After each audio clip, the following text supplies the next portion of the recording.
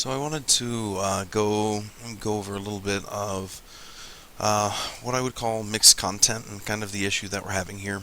Um, Screencast.com in particular is one of those that the link that you get is actually going to be very close to what you see here, HTTP, which is a regular insecure or unsecure web address.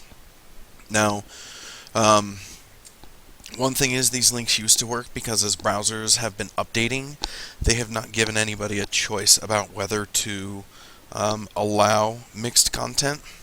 That's something that is coincidental with the fact that we upgraded to Desire to Learn 10.2.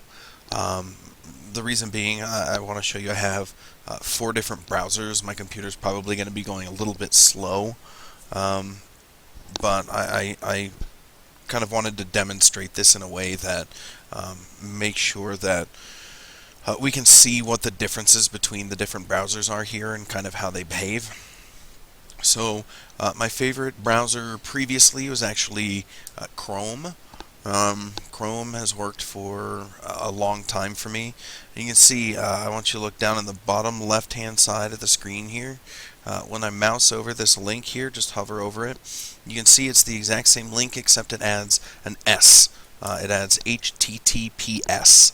That is where the issue comes into play here. So now when I click this link, you can see it opens in a new window. It heads here to that link. But then you can see on the left-hand side here, I get a little bit of a warning, a lock with an X over it, crossed out HTTPS, and then I get a little shield here too. I guess that's just going to zoom that in. That's okay. Now you look up here, this little shield. This is in Chrome, remember. It says this page includes script from unauthenticated sources. If I right-click and I click Load Unsafe Script, give it a minute to reload. Here's the video. The video is going to load perfectly fine. I can play it perfectly fine.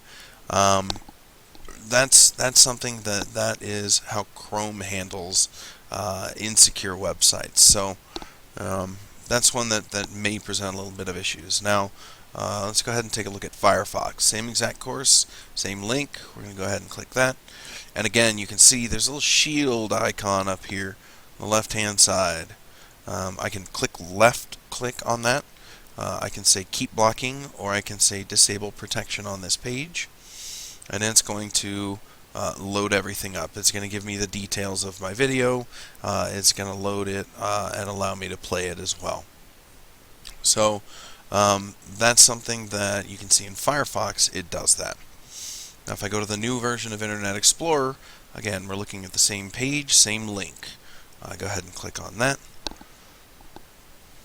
And this one again is going to give me something that's a little bit different than what we saw before, because you see it loads.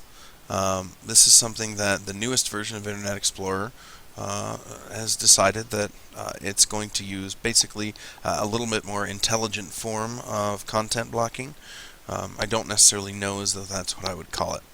Now, I'm going to go ahead and go to a browser that most people haven't heard of. It's called Opera.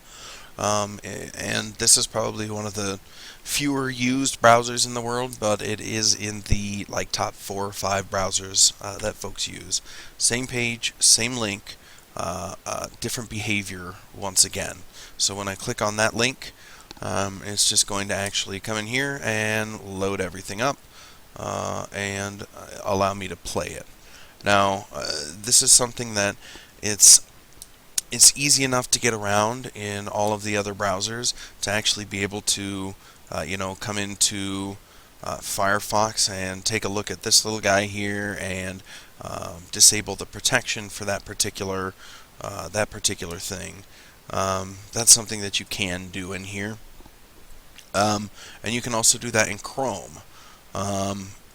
So this is an issue that unfortunately, it's not something that D2L is at fault for. This is something that each browser behaves differently when you look at secure content. I don't know as though this has a resolution.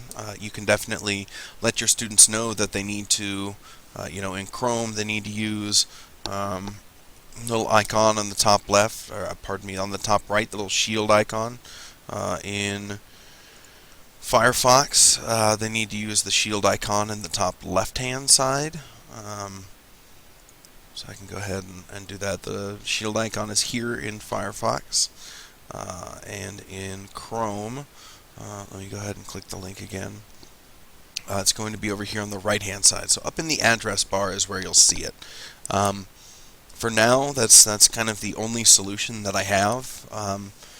Other than that, please feel free to let me know if you have any questions about this.